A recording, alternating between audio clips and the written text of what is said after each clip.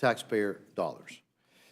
Now, for anybody who's read the bill, you know that it reflects a really significant different approach from what we've been dealing with in the past, but it's also really straightforward.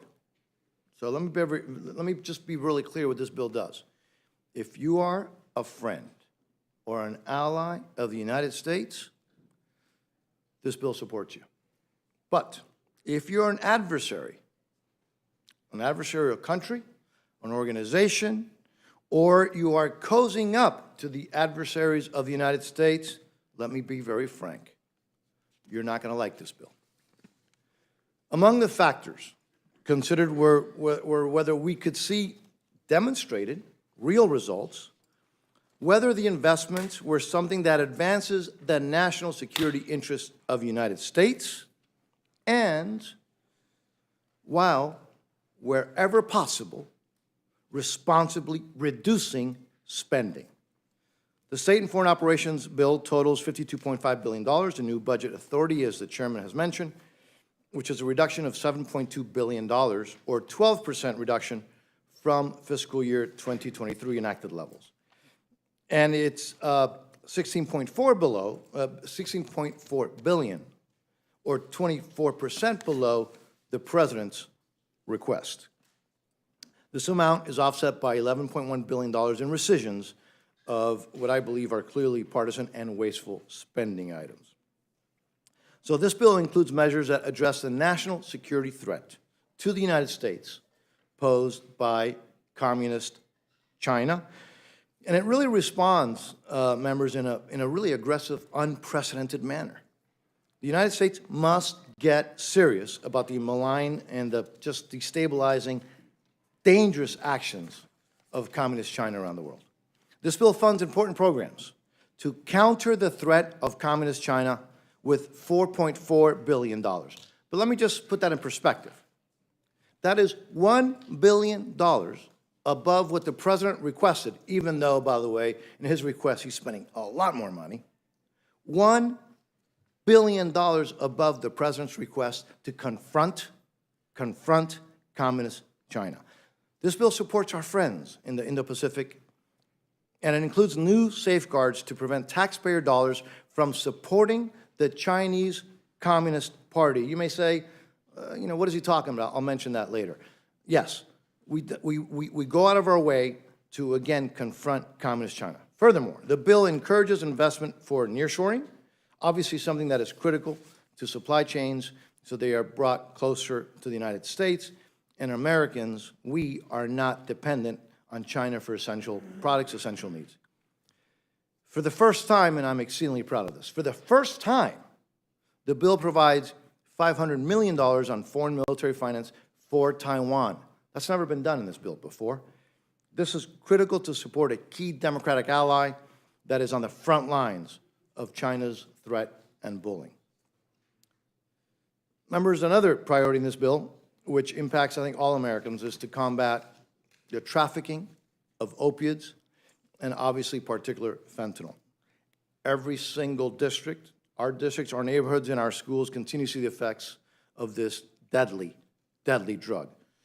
There's so many examples, but I'm sure you all saw just last week, 1-year-old boy fell ill and later died, and 3 other kids got sick in what seems to be another exposure in New York City to this deadly drug. And as you all know, 300 Americans die every single day from fentanyl poisoning. So funding directed in this bill will strengthen efforts to counter that just deadly production and trafficking of fentanyl. Now, before discussing funding for the United Nations,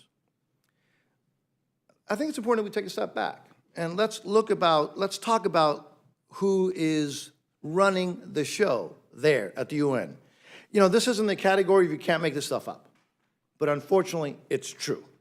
Russia was chair of the UN Security Council during the month of April. Yes, Russia. Iran is currently an elected vice president of the UN General Assembly. This is, by the way, something that we are helping to fund. Communist China, whose genocide against Uyghurs is raging, and Cuba, one of the world's oldest and most brutal dictatorships. Both of those, in the category that you can't make this stuff up, sit on the UN Human Rights Council, for God's sake. And, as if that wasn't enough, North Korea,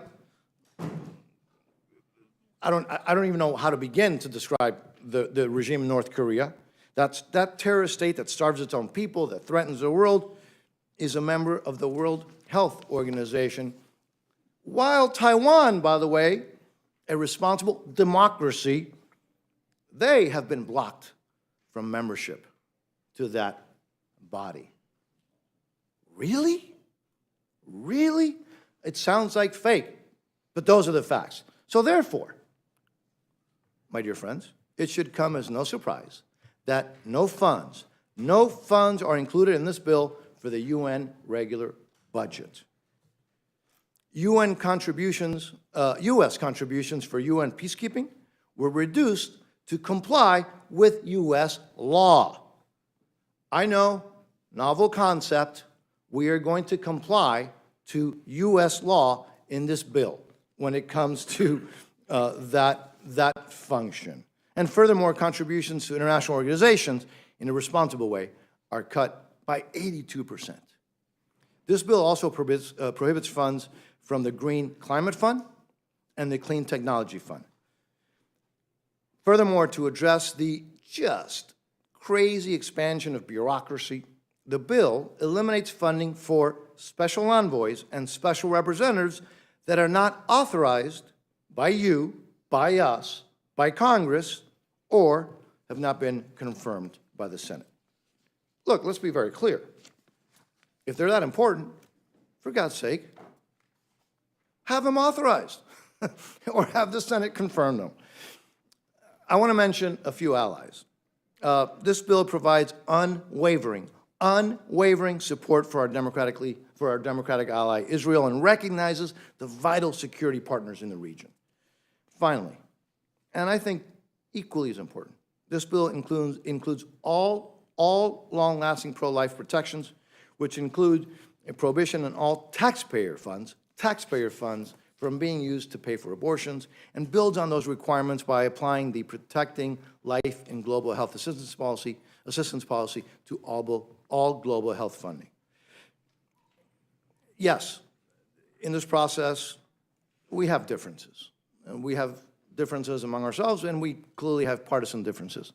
So I was not surprised, my dear friends, that after the bill was released, my colleagues, my Democratic colleagues in the committee, immediately sent out a press release condemning the bill.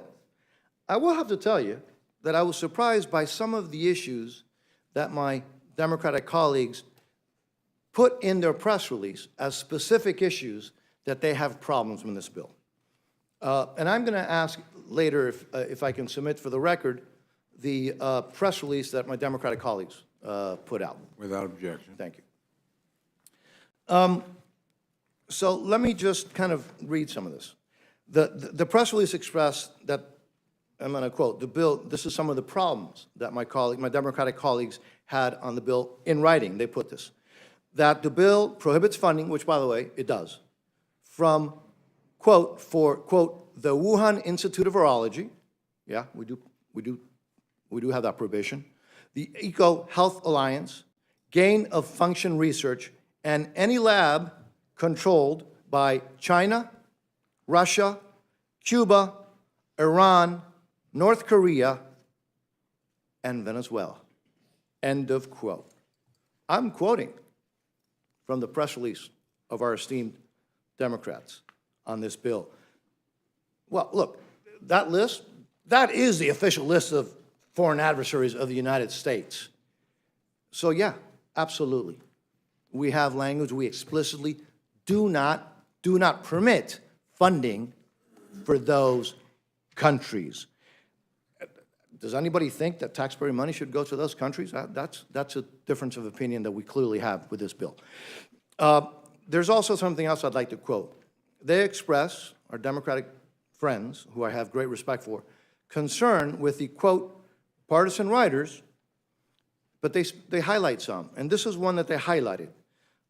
They're concerned because we have prohibition on funds to the government of the PRC or the Chinese Communist Party. And yes, that we prevent lending from international financial institutions to the PRC. Yeah, we do have differences of opinion, and that's okay. That is okay. That's why this process is so beautiful. I'm not usually shocked, but I'm still frankly a little bit in disbelief that my colleagues in the minority would think that under any scenario that U.S. taxpayer dollars should go to support the Communist Chinese Party or these other countries that I mentioned that they quote in their press release criticizing this bill. Mr. Chairman and the esteemed members of this committee, thank you so much for holding this hearing. I know that you all are exceedingly busy. So again, I'm grateful for this opportunity, and I'm ready to answer any questions. With that, Mr. Chairman, I respectfully yield back. Thank you very much. We'll next go to my good friend, the ranking member of the Full Appropriations Committee, Representative DeLauro. Always delight to see you. You're recognized for your opening statement. Thank you so much, Mr. Chairman, and delighted to join you and Ranking Member McGovern and the rest of the committee members on the Rules Committee.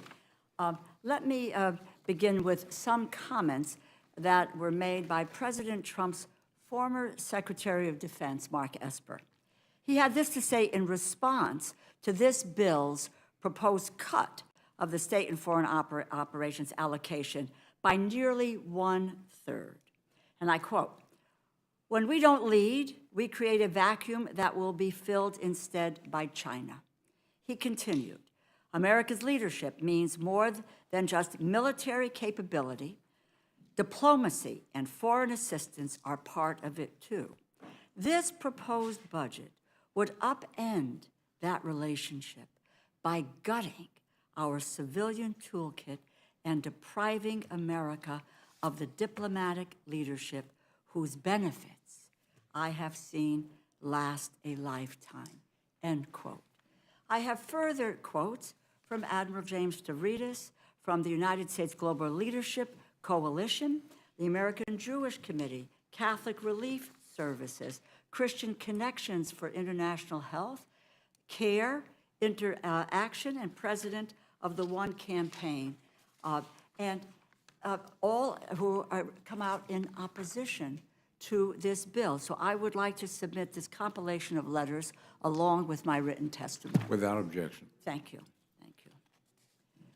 We will be told that, and we are told, that this 2024 State and Foreign Operations Funding Bill is tough on our adversaries. But the opposite is true. This bill cedes America's position as the leader of the global community. It weakens our national security. It shortchanges foreign assistance, and it hinders our ability to address the climate crisis, and it harms women around the world. This is a reversal of the United States' historic position on a world stage, and it promotes isolationism. We are supposed to be the leaders of the free world. The majority is diminishing the United States, what we stand for and what our values are, for our own people and for people around the world who look to us for inspiration and for hope. Damage has already been done as partners and allies wonder whether the United States will be with them or whether they will be forced to turn to the Chinese Communist Party or to Russia to get needed investment or support in international institutions. With this bill, and I said the PRC, who this bill purports to be tough on, the PRC has increased development spending and financing by 430% over the last 10 years of available data, with China surpassing the United States as the largest trading partner in many countries in Latin America and Africa. China has more embassies and consulates, diplomats, and foreign assistants than anyone else in the world. They are challenging our model of democracy and capitalism around the world and going virtually unchallenged. They led the world in providing vaccines during the pandemic with an inferior product because we were unable to move in an international way to provide vaccines to the rest of the world. This bill is an unfathomable 31% cut to our nation's ability to engage in diplomacy and to project soft power. But knowing such a cut would be irresponsible and lead to negative repercussions around the world, this bill claws back billions of dollars, $11 billion, which comes from the EPA's Greenhouse Gas Reduction Fund, part of the Inflation Reduction Act. And I might add that when you look to rescissions then are cutting some of the most valuable programs that we have. I might just make a comment with regard to Israel, because the continuing resolution, which has been offered by the majority, in fact, would cut the State Foreign Ops Committee by 8.1%. That is an 8.1% cut to the funds that we provide to Israel. Mr. Cole, Mr. Joyce, Mr. Diaz-Balart, Mr. Reschenthaler, you are all appropriators. You have experience in acting spending bills. You know what we should be doing right now, and this is not it. We are out of time. We cannot pass 11 appropriations bills in the House and the Senate and get a signature from the President by September 30th. The urgent issue is keeping the lights on. Everyone in this room knows that keeping the U.S. government running will require bipartisanship. Let's get to work in that effort. Democrats and Republicans already compromised to pass the debt limit bill with a budget agreement. But because House Republicans immediately reneged, they have moved us to the brink of a shutdown. Thank you, and I yield back. Thank you. We'll next go to, well, I was going to say my very good friend, but you're all my very good friends. My very good friend, Chairman Dave Joyce of Ohio, Chairman of the Subcommittee on Homeland Security of the Appropriations Committee. Gentleman's recognized for his testimony. Well, thank you, Chairman Cole. Ranking Member McGovern.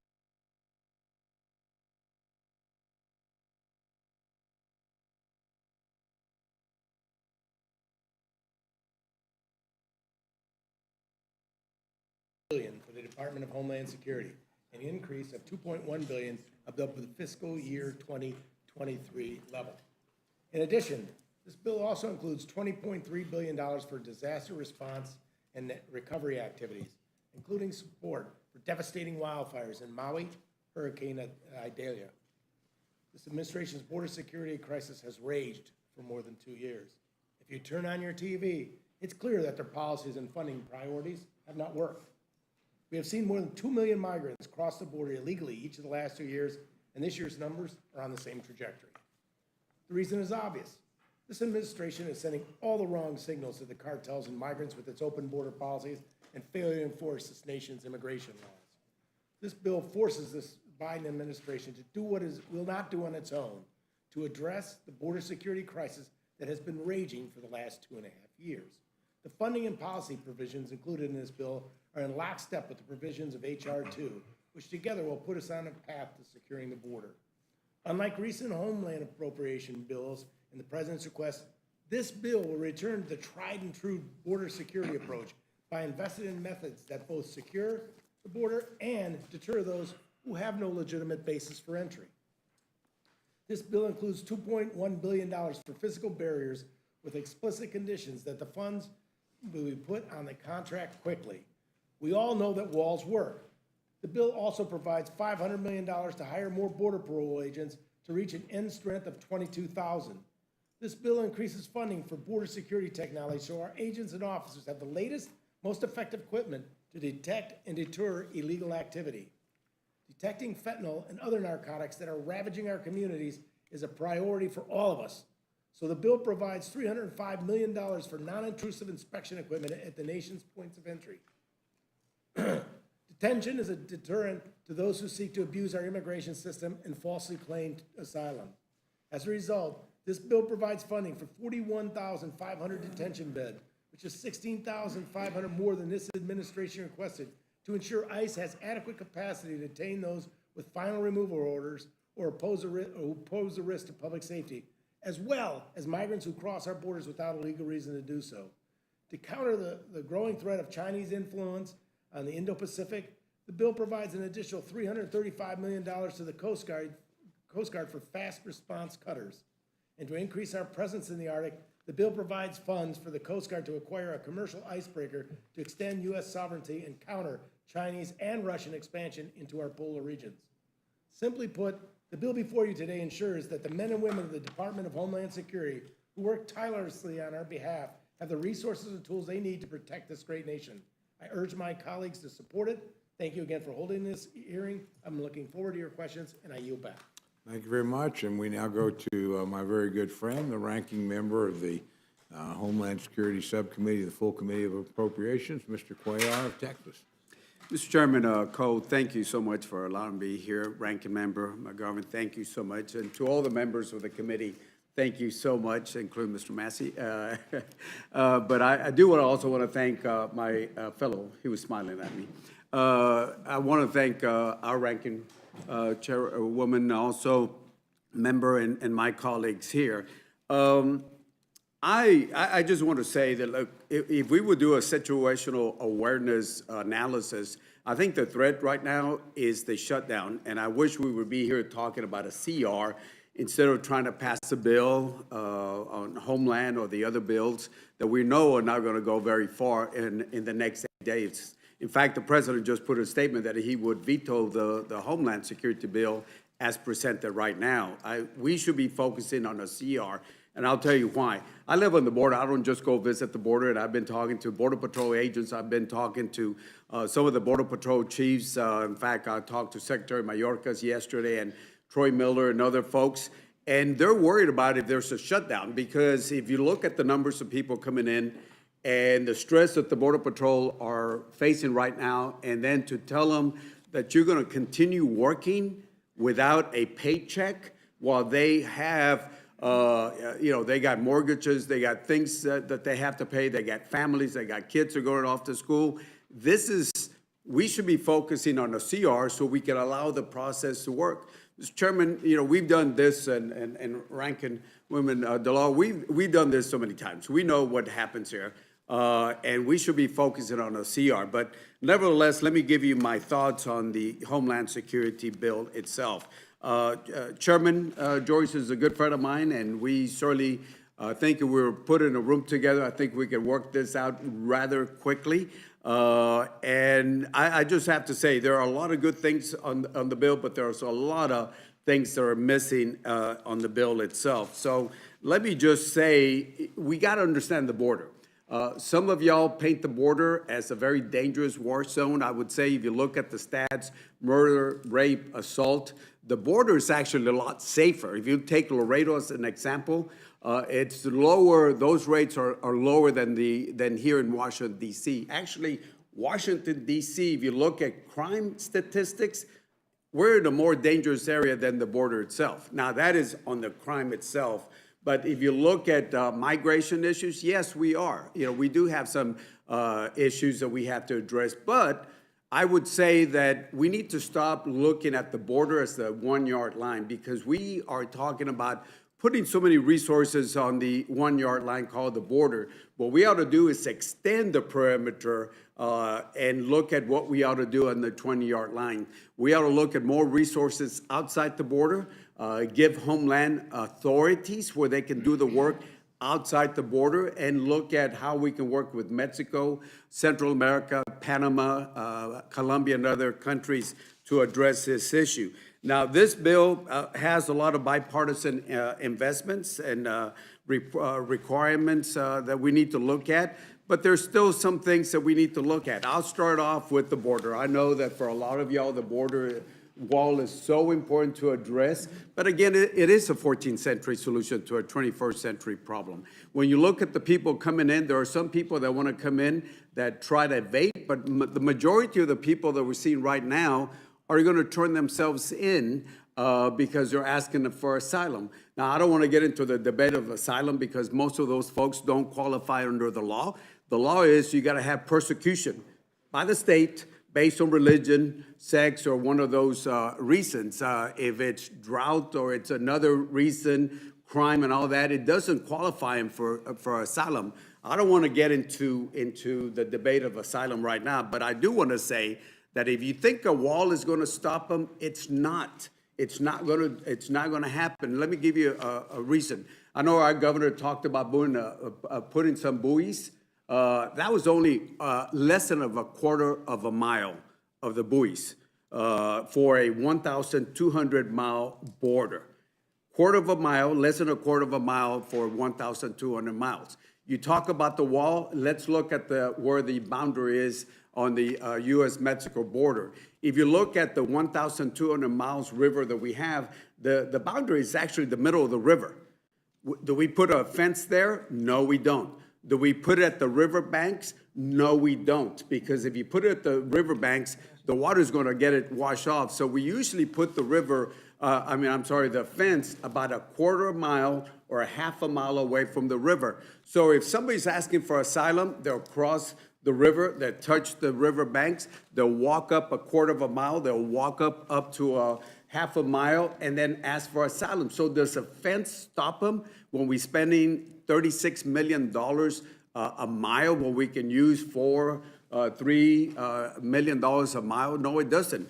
Now, I can either leave this here or leave it in the smallest room at the Capitol and have somebody find it, but I will say this. If you look at the fence, itself, The gentleman is not allowed to hold up exhibits. Yes, sir. I'll leave that in the small room somewhere where somebody can pick it up. But I would say this, if you have a fence, the heat maps will show you that that's where most of the people are coming in. So you have a fence, and that's where the people are going to. So again, I would say that investing $2.1 million on a border fence is not going to work. I'd rather put that in personnel, technology, and put it in the right place. I would ask you also that if you want to take away the shelter and services program, this is something that I started back in 2014. We changed it in 2017. The reason I wanted to start this was because you had border communities, non-for-profits at the border that were handling this. And if we take that away, that means you're going to leave all those migrants at the border communities like Laredo, El Paso, and the other places. So I would ask you to reconsider the shelter and services program also. Again, we got to make sure that if we add monies to border security, that we do it in a smart way. Think about the perimeters, extend it, change the authorities, add funding outside the border as much as we can, and again, put in monies where it's going to make a difference. For example, there's no funding for USCIS that helped reduce the applications for backlogs and help lawful permanent residents become citizens. The asylum seekers don't pay a fee, but the people that have been waiting in line do pay a fee, but we're not putting any resources in there. All I'm asking is allow the process to work. Let us sit down, Democrats and Republicans, and I'm sure that the chairman and I can sit down along with Kay Ranger and Rankin DeLauro. We can work this done. We've done this before, but if we're going to do a situational awareness, the danger right now is not trying to pass a bill that's going to be vetoed, maybe not even pass the floor. The focus should be doing on the CR so we can allow both the House and the Senate, Democrats and Republicans, to work out the Homeland Security bill. Mr. Chairman, I want to thank you and Ranking Member and members. Be happy to answer any easy questions you might have at the end. Yeah, there's lots of easy questions. No, I know. I want to thank all of you for your testimony. Of course, I am privileged to sit on the Appropriations Committee, so I've had the opportunity to hear extensive debate on both of these bills, and I have no questions at this time. So I'll just move to my good friend, the distinguished Vice Chairman of the Rules Committee, Dr. Burgess, for any questions he might have for our panel. Thank you, Mr. Chairman. And obviously, we could talk a great deal of time about this. Mr. Cuellar and I both represent border communities in our state. My border is with Oklahoma.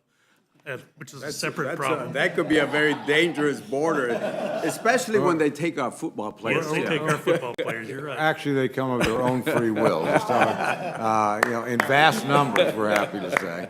But it's a friendly border except next month in October. Except for football. We'll see you in Dallas, deep in your own territory. So, I mean, you and I in 2014, all of the unaccompanied minors that were coming to Lackland Air Force Base in San Antonio, and Ana Hernandez, the First Lady of Honduras, came to Texas, and she was asked, "Don't you want your children back?" And she said, "Yes, of course we want our children back." And the Obama administration accommodated and sent a lot of the children back. The effect that that had, if I recall correctly, was to dramatically reduce the influx of unaccompanied children at that time. So we do know that repatriating people or turning people back or remain in Mexico, whatever we want to call it, does work. I think we probably disagree a little bit about the functionality of a border wall. The whole idea is you get people to the port, you push them to the ports of entry rather than just what we've been seeing on our television screens. I mean, it just can't live like that. I can't believe the president would veto a Homeland Security bill with what has been in evidence the past, I mean, literally for years, but this past several days in Eagle Pass, I mean, it's just unbelievable. So bad that our governor has declared an invasion, which is kind of a bold step. But it's untenable. It can't go on. And the president's going to veto a Homeland Security bill? I mean, that's crazy talk. So, I mean, I think there are some things we could agree on. The Remain in Mexico policy, if it were enforced, and of course the Biden administration was told by the courts that it had to continue it, but they stopped enforcing it, and the numbers just really precipitously dropped off. We saw in the Obama administration repatriating children back to Guatemala and Honduras and El Salvador really did result in a dramatic reduction. It's a lot of money that those families are spending to send a child or themselves here, and if there's no return on investment, then they've got this incredible debt with no way to satisfy that.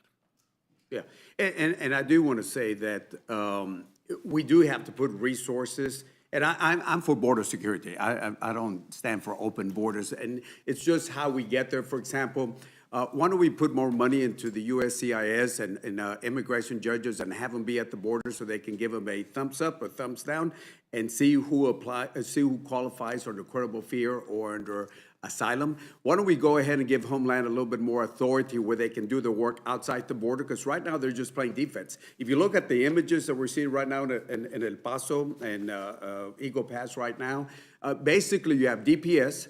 They're talking about sending another 800, 900 military down there, and then a border patrol. But what can they do? The policy repercussions, I agree with you, does apply.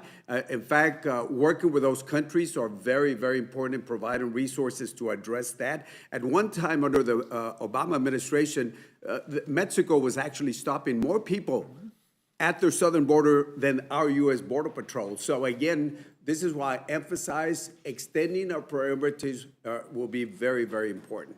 Still, it's difficult to overcome the sophistication of the cartels. And they are, I mean, they've had decades to perfect their trade, and you and I both know they have. The communications method that they have, someone gets across, and I saw someone interviewed on television today. He got across, he's happy, he's here, and it's great, good future ahead of him, and he communicates that back downstream.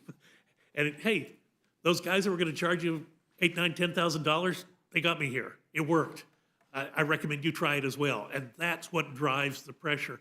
You have to interrupt that at some point. You can't, and I don't disagree with you. You're not going to interrupt it at the border, but you have to interrupt it. If I recall correctly, when the governor of Mexico put some additional resources down on their southern border, the cartels found ways around that, and they had rather big ferries that were bringing people across at probably high remuneration. I would also, and this is just me, but man, I would tax remittances to pay for all this stuff. I think we can afford a lot more than what we are investing. And there is a place to get that money without coming to the long-suffering American taxpayer. Well, I think we're on the same page on disruption, because I have an amendment that takes the $2.1 billion away from the wall and puts it for HSI, so they can disrupt, put more on outside the U.S., so we can do that. We just got to be smart. Look, we all want border security. We all want to respect the migrants' rights and who qualifies, who doesn't qualify. But it's just being targeted on doing this and talking about, we had the vice president, we had the first lady down to the border.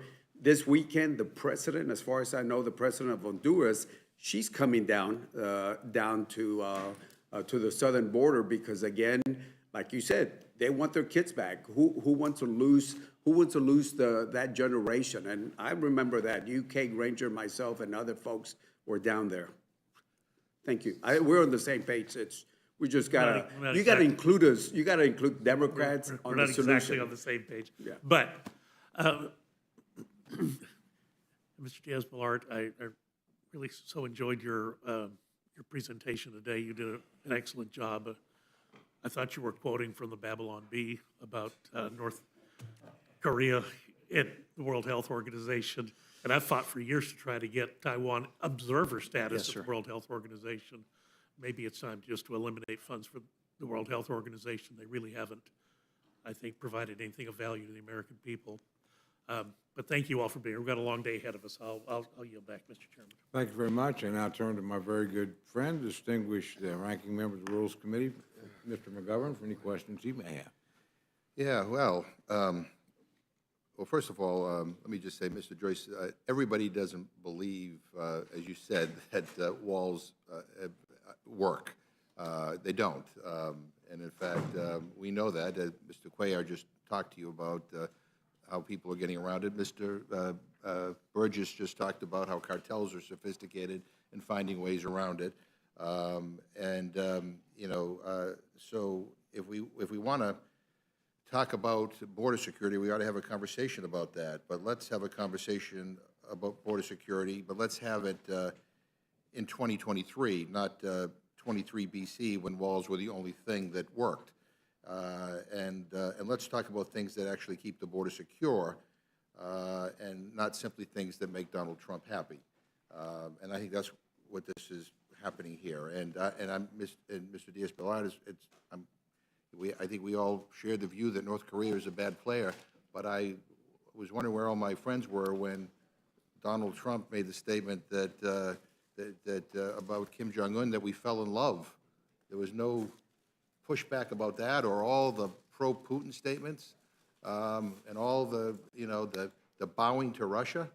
In any event, but let me just say that this is an exercise in futility. That this is not real, what we're doing here.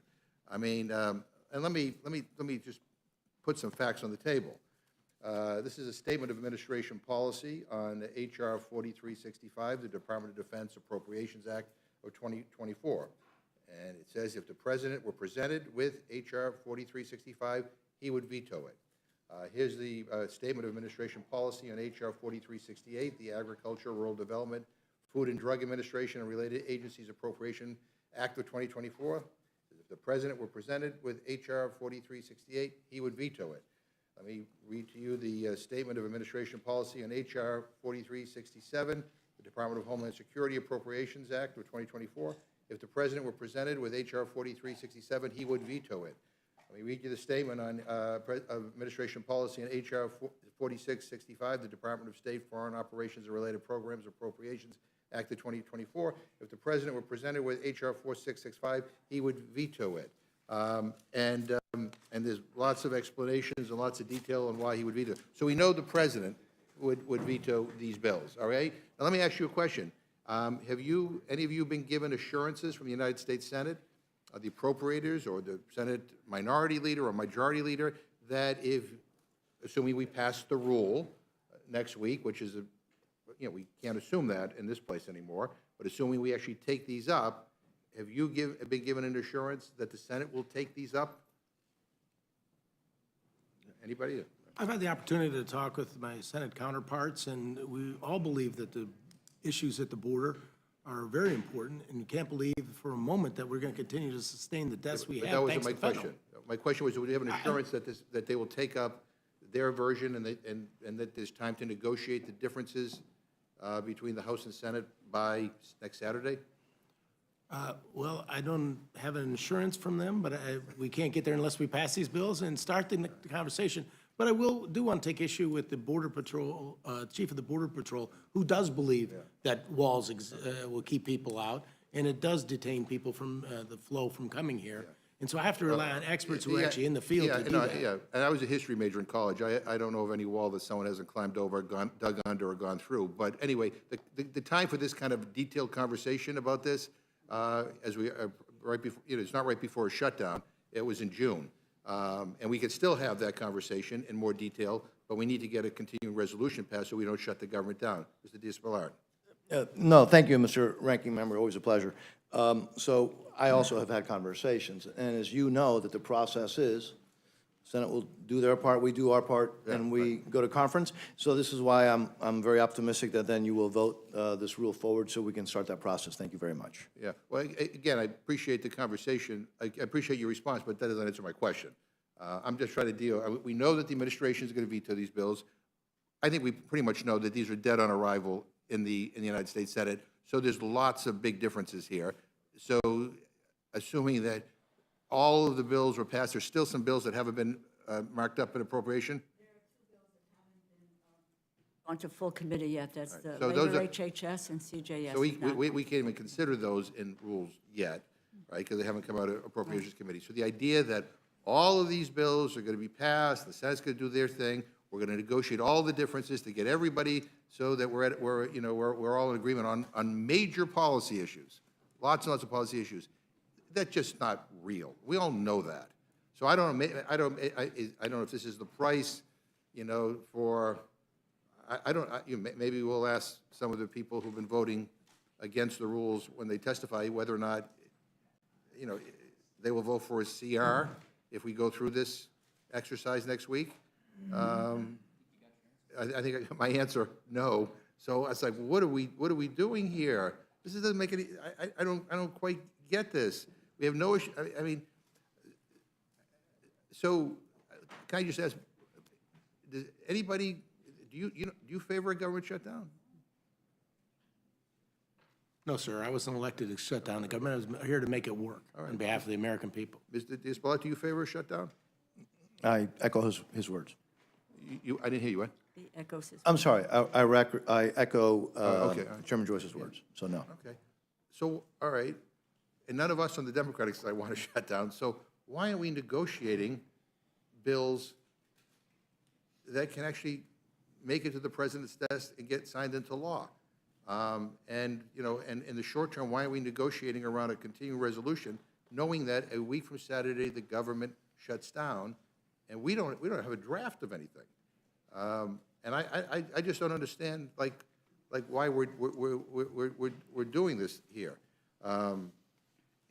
Anyway, I will just say one thing on a lighter note.